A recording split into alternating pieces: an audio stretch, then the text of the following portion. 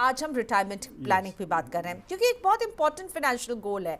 पर क्या है ना कि रिटायरमेंट क्योंकि हम बहुत सालों के बाद करने वाले हैं, इंपॉर्टेंट गोल है लेकिन अर्जेंट गोल नहीं है। लोगों को लगता है कि चलिए पहले बच्चों की पढ़ाई की प्लानिंग कर लें, पहले घर खरीद लें, पहले गाड़ी खरीद लें, पहले घूम लें, फिर रिटायरमेंट। हाँ हाँ, अभी तो बहुत दूर है। और मुझे लगता है यही जो है ना, अभी बहुत दूर है, बहुत दूर करते करते कहीं ना कहीं गाड़ी छूट जाती है रिटायरमेंट प्लानिंग के गोल की।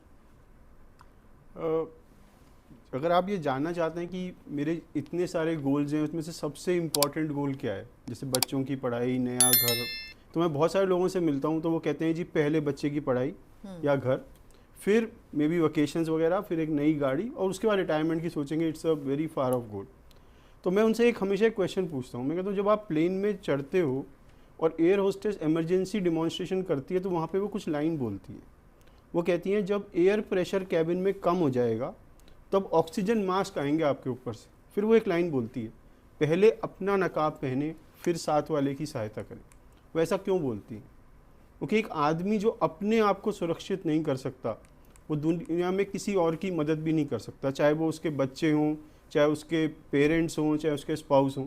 तो आपका पहला ऑब्लिगेशन क्या है कि आपको अपने आप को सिक्योर करना है। अब मैं इस कॉन्सेप्ट को थोड़ा सा आगे लेके जाता हूँ। बहुत सारे लोग रिटायरमेंट की प्लानिंग को नंबर 1 गोल क्यों नहीं मानते? पहले वो कहते हैं जी सबसे दूर का गोल है, तब तक तो बहुत सारी चीज़ें और हो जाएंगी। दूसरा, ये बहुत सेल्फिश गोल है, ये मेरे लिए, बाकी गोल्स किसके लिए? औरों के लिए। लाइफ में जो भी व्यक्ति होता है उसकी 2 तरीके की इनकम होती है। एक होती है जो वो खुद कमाता है और एक होती है जो उसका पैसा कमाता है, राइट? तो लाइफ में बेटर क्या है कि आप खुद पैसा कमा रहे हैं या आपका पैसा आपके लिए पैसा कमा रहा है।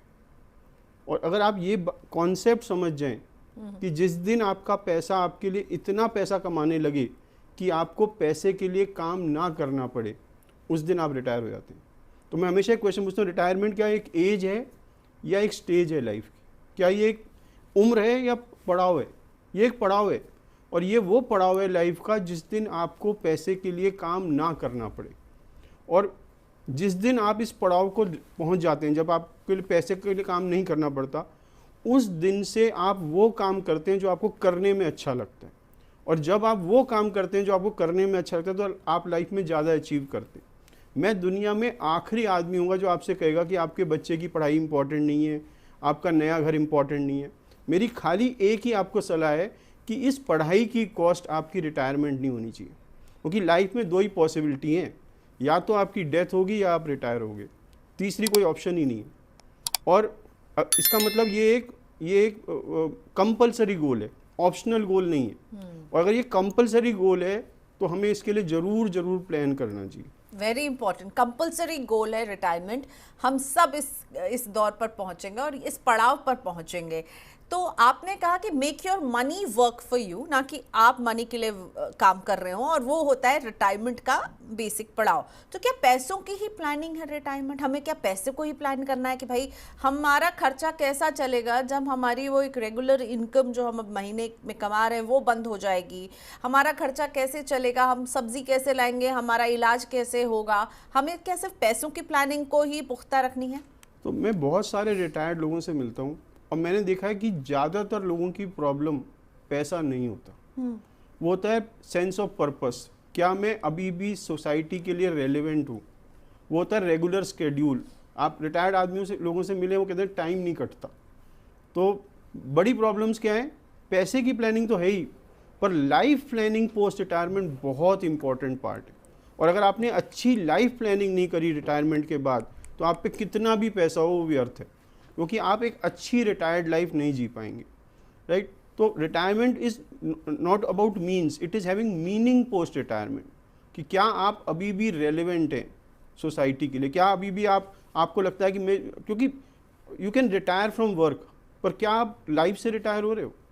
आप काम से रिटायर हो रहे हो? लाइफ तो अभी भी चल रही है। और जब तक लाइफ है, आदमी के गोल्स होने चाहिए, उसके कुछ ऑब्जेक्टिव्स होने चाहिए कि मुझे ये करना है।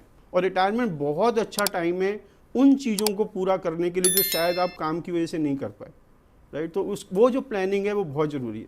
और इसमें मैं एक क्वेश्चन और पूछता हूँ, क्या रिटायरमेंट एक इंडिविजुअल गोल है एक कपल गोल है या फैमिली गोल है? आपको क्या लगता है? सर आप मुझे हमेशा उलझा देते हैं ऐसे सवालों में। मुझे लगता है ये इंडिविजुअल गोल है, क्योंकि मैं रिटायर होंगी, मुझे अपने बारे में भी सोचना होगा। बच्चे अगर होंगे तो वो तब तक सेटल हो गए होंगे। कपल? हाँ, कपल हैं तब तो हाँ। कपल गोल 90% लोगों के लिए रिटायरमेंट कपल गोल है। तो मैं एक और क्वेश्चन पूछता हूँ, क्या कपल गोल होना चाहिए ये? है ही कपल गोल, क्योंकि आप साथ ही रिटायर होंगे। हाँ, राइट। और एक क्वेश्चन और है, क्या आपने अपनी रिटायरमेंट प्लानिंग की बातें अपने स्पाउस से करी हैं? और मैं उनसे अगर उनकी रिटायरमेंट के सवाल पूछूं, क्या वो जवाब सेम आएंगे जो आपके हैं? है ना, क्योंकि आप हो सकता है आप चाहते हैं कि मैं अपने घर वालों के पास रहूं, वो कहते हैं कि नहीं रिटायरमेंट के बाद मैं अपने घर वालों के पास रहेंगे। राइट। तो बहुत सारे इस तरीके के गोल्स होंगे जो पोस्ट रिटायरमेंट आपके 3 तरीके के गोल्स इसमें आएंगे, आपके पास आएंगे जब आप एज कपल इस पे बात करेंगे। एक तो होते हैं को एग्जिस्टिंग गोल्स, कि आपकी बात भी पूरी हो सकती है, उनकी बात भी पूरी हो सकती है।